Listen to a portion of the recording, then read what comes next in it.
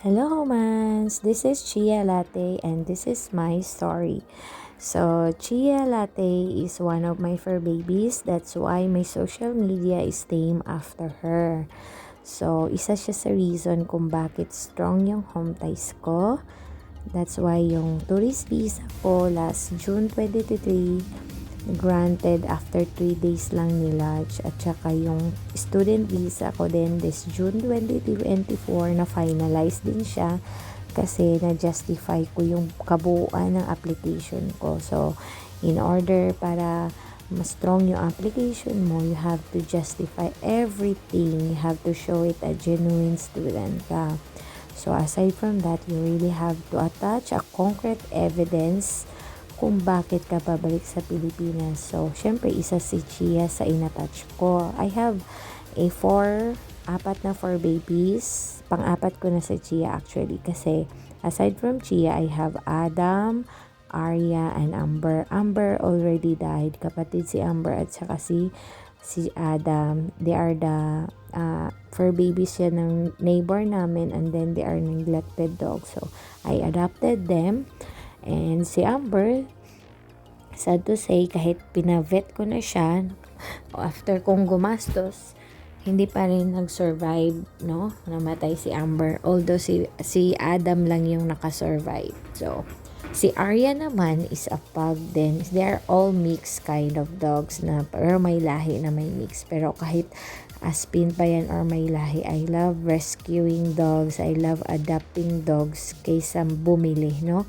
Kasi iniidolo ko si Heart na adopt, don't shop. Parang ganun. So, doon ko nakuha yung idea niya ever since. So, I love rescuing dogs, adopting dogs, lalo na sa mga owners na hindi marunong mag-ano sa fur babies. So, anyway, kaya napastrong yung home ties ko. It's because I attach the concrete evidences like pictures. Aside from pictures, meron akong mga vaccination card ni Chia, vet records. Since baby pa si Chia, I believe Chia was sinuwerte ako kay Chia, no? Because Chia was born on February 5, 2021. And then, binigay siya sa akin as a gift noong April 2, 2021. Almost 2 months siya nung binigay sa akin. So, iyan yung mga pictures niya nung baby pa siya. Kaya, inattach ko dito kasi sabi ko, why not i-upload sa social media kasi para nilumot na sa gallery ko. So, nung 2 months pa si Chia, I trained her, no? Potty train si Chia. Marunong siya magpupo and wiwi sa CR. Kapag sarado yung CR, doon sa basahan. At kapag, pagbasa na yung basahan sa labas siya nagwiwi at saka pupo. Marunong yan siya magtulak ng screen door namin doon sa province. But si Chia, taga Maynila yan si Chia. So, aside from Chia, aside from dogs, ang pinaka-first ko talaga na for babies na adopted was cats. Wala pang pandemic that time. So, ang name ng mga cats ko are si Ginger at saka si Ivana. So, nung time na yun, umuwi ako ng Mindanao, nagka-hit yung pandemic.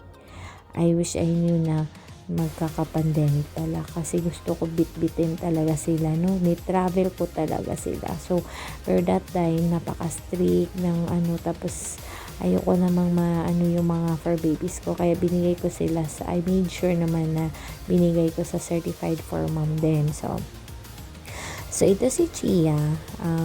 Dinala ko si Chia sa Mindanao before I flew to dito sa Australia. Syempre maraming mga vaccination record, vet records, yung travel records, tickets niya.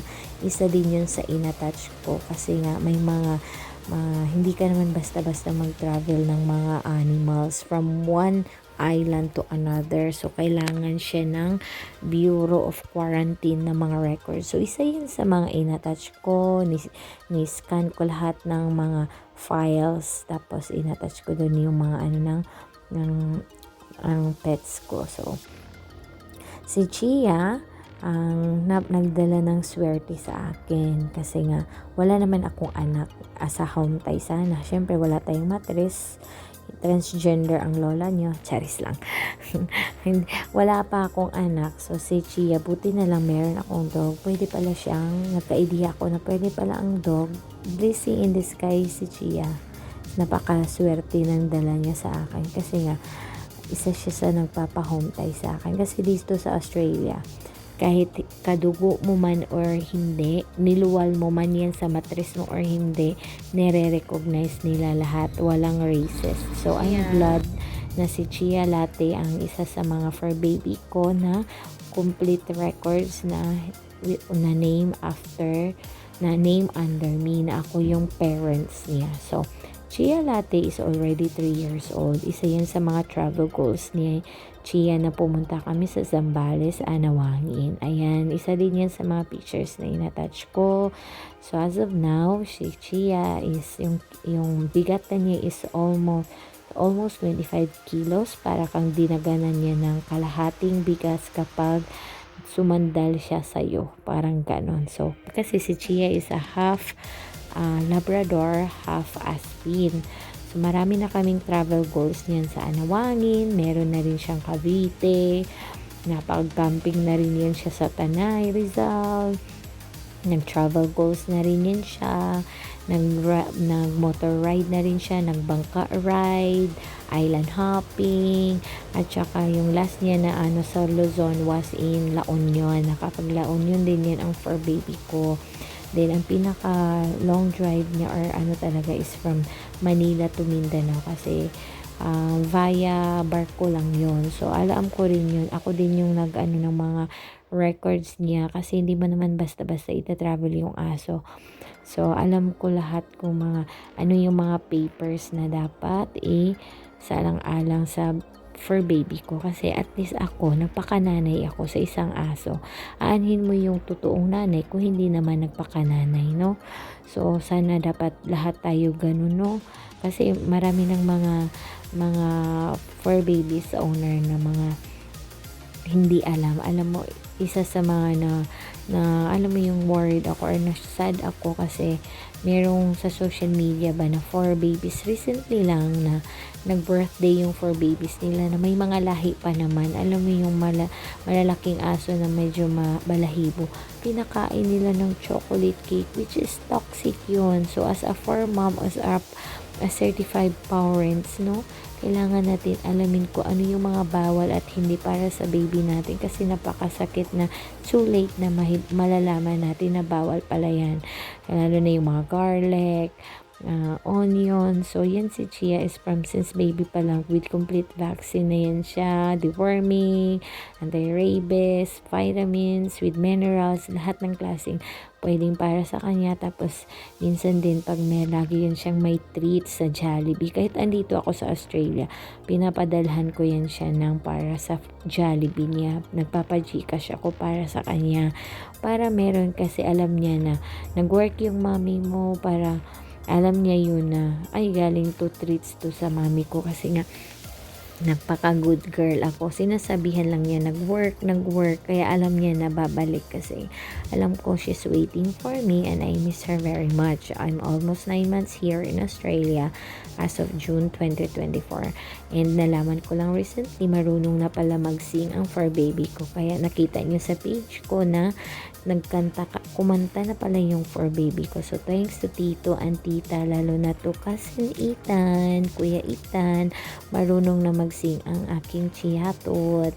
So thank you guys sa ng page ko at saka i-comment nyo lang kung ano-ano pa yung mga gusto nyo itanong regarding my tourist visa, DIY or do it yourself, tapos yung student visa journey ko. Kaya hindi ako magdadamot kung ano yung klaseng ibigay ko i-share dito sa journey ko kasi hindi biro ang gastos at saka yung mas pa sa mga agency or agent, no? Kasi you can actually do it in your own. I encourage everyone to hands-on to your application. Wag iasa sa ibang tao, wag iasa sa agent kasi si agent, hindi rin yan sila perfecto, no? Kailangan ikaw din as an applicant, you know how to market yourself para hindi masayang ang lahat ng effort, para at the end of the day, meron kang mapapala. Kasi pera is pera. You invested something, time, effort, lahat-lahat na kung tapos mababaliwala lang. So, make sure lang na maka-hands-on ka sa buong application mo para hindi mabaliwala at hindi masayang.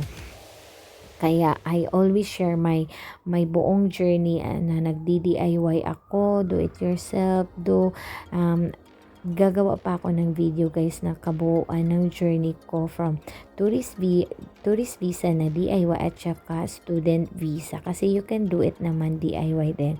And I will also share kung sino yung gumawa ng GTE ko na napaka-affordable na reasonable. Siya lang talaga ang pinaka lowest price na nakuha ko. Kaya sabihin nyo lang na galing sa akin, kasi pag sa iba gagawin niya na doble yung price. Pero pag ni-mention yung name ko, cheaper. Kaya kapag ni-mention niyo yung name ko guys, cheaper lang yung ibibigay niya sa akin. Actually, 1,000 lang. Kasi may na ano ako ng mga GTE writer. 2,000, 3,000, 4,000, 5,000, yung iba 10,000. Pag grabe naman hanggang liig yung price, no?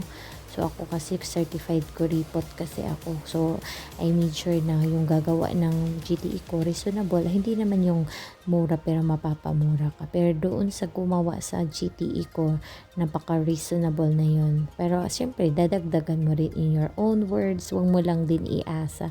Tapos, sa agent or agency na pili mo, ipapolish na lang nila yun. At least, na ano na ba, na ano na yung naka-drafted na yung GTE mo. Just let me know. Comment down below lang guys if you want to know. So, comment down below lang guys if you want to know kung sino yung GTE writer ko. Hindi ko pagdadamot kung sino yung gumawa ng reasonable, very affordable ng GTE ko. Kaya, don't forget to follow, like, and comment, and share at my social media, Chia TV series, para meron pang matututunan or meron pang makakaalam sa do-it-yourself na journey ko from Pinas to Australia Dreams. Maraming salamat and mabuhay!